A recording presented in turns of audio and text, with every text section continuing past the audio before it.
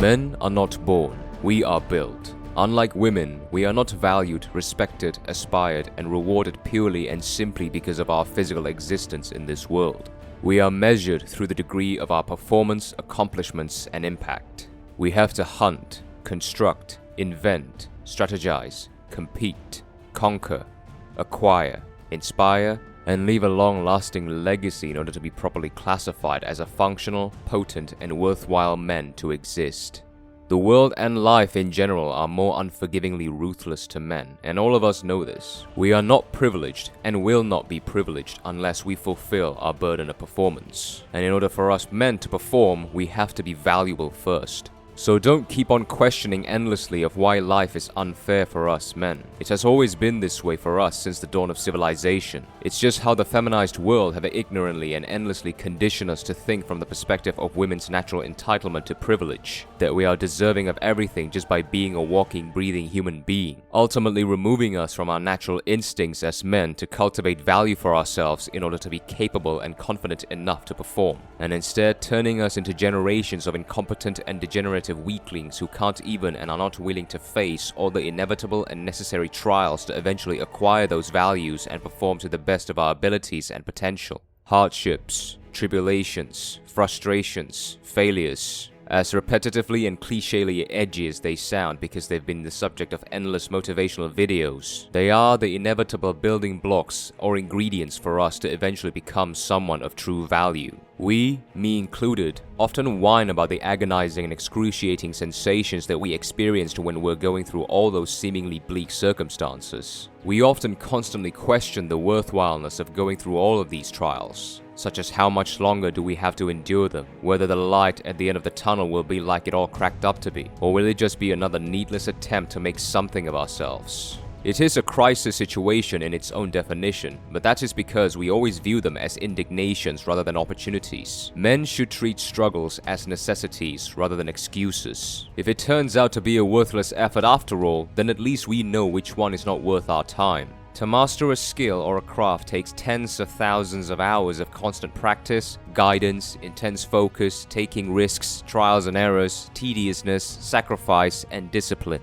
Someone does not magically become a well-known distinct tailor overnight.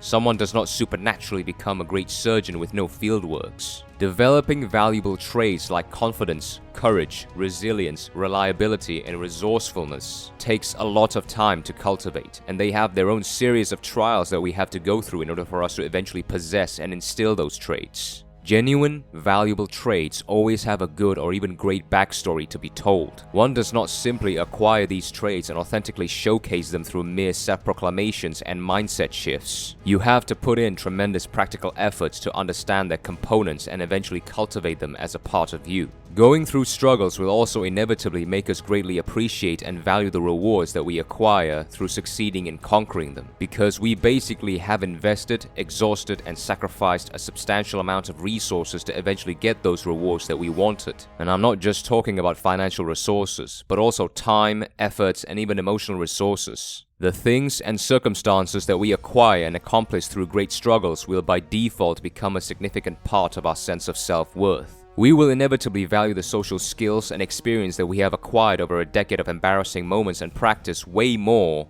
than the nice and fancy clothes that we'd bought over a month of work. People who already have it all from the beginning, all the riches and diamonds and all the sparks and glitters, will never understand nor value the things and circumstances the same way as those people who have to go through the trenches and climb countless shaky ladders to acquire them. People who are spoiled, entitled, and privileged will quake their boots at the sights of adversities and hardships. When it comes to digging deep and being taken to dark waters, they will literally shit their pants. And I'm not even joking. It is as realistic as it is metaphoric. I've witnessed this countless times in my own circle, even until this very day. People who are so accustomed to circumstances going their way will absolutely have a panic attack when crisis strikes and things starts going south on them, because they have absolutely no idea how to approach and handle them. Whereas those who've been through hell and back will know how to navigate through the crisis and be reliable to a lot of people who depend on them.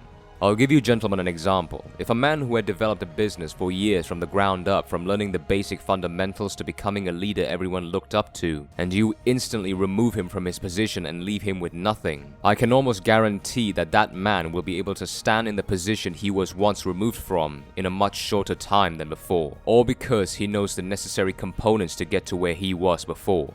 Whereas if you take a man who has never learned and know about those components and you give him an already established business for him to run and manage, I can guarantee that without any mentor or guidance helping him, he will bring that business into a catastrophic end, all because he never makes the time and effort to build the necessary foundation to properly build and run a business.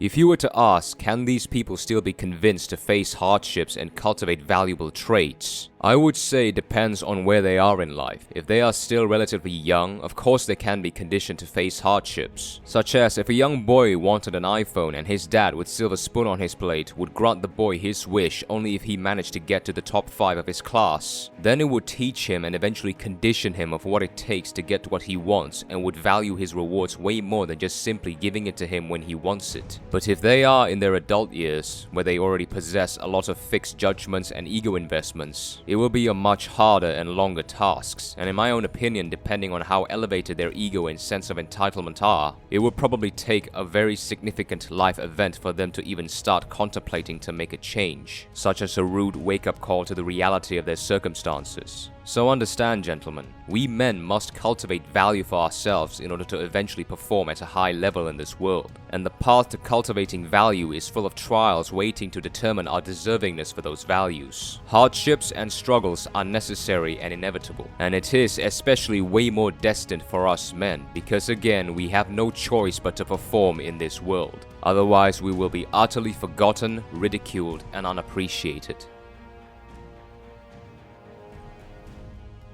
Thank you for watching.